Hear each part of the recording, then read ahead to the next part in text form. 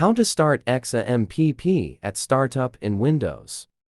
Press Win+R to opens the Run dialog box.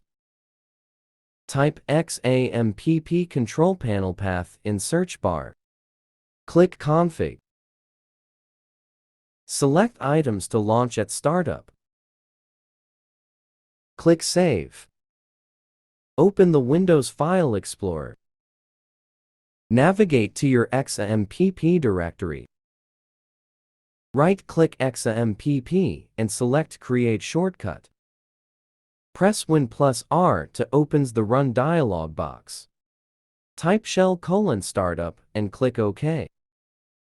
Drag XAMPP shortcut to the Windows Startup folder. You've added the shortcut to the Startup folder. Windows will know to open the XAMPP control when the PC boots. Thanks for watching video.